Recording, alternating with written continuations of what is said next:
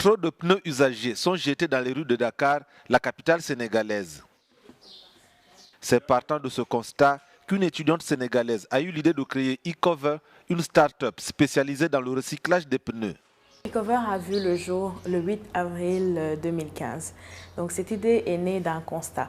Le fait qu'à Dakar, il est difficile de marcher d'une rue à une autre sans tomber sur un déchet de pneus. Et ce qui se passe, c'est que les gens, pour recycler les pneus ici, recycler entre griffes, ils les brûlent pour extraire le fer qu'ils contiennent. Donc dans l'optique de pouvoir aider l'environnement, nous avons mis en place ce projet-là.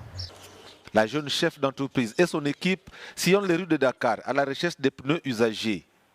C'est au domicile familial qui abrite pour le moment l'atelier de eCover qu'ils sont recyclés en divers produits.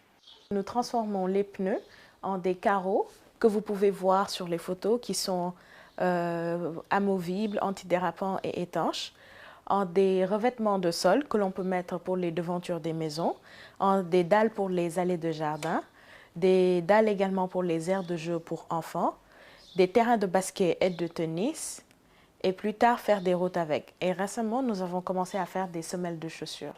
Comme la plupart des startups sur le continent, eCover connaît des débuts difficiles. Le problème que nous rencontrons le plus souvent, c'est au niveau technologique, parce que nous nous retrouvons avec une innovation que nous sommes les seuls à faire au Sénégal et nous n'avons personne en tant que référent chez qui nous tourner pour savoir comment y aller. Donc c'est notre très cher ami Google qui nous aide le plus souvent à pouvoir venir à bout de ce problème. Il y a également les problèmes d'ordre financier avec les fonds qui manquent pour pouvoir lever notre industrie à partir de rien du tout. La start-up travaille encore manuellement, mais pourtant sa renommée a déjà dépassé les frontières du Sénégal. eCover figure parmi les start-up reconnues par l'Union européenne pour son action en faveur de l'environnement.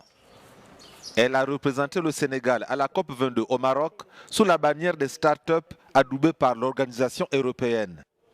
La jeune entreprise a aussi reçu le prix Anzisha 2016 d'une valeur de 15 000 $ en Afrique du Sud.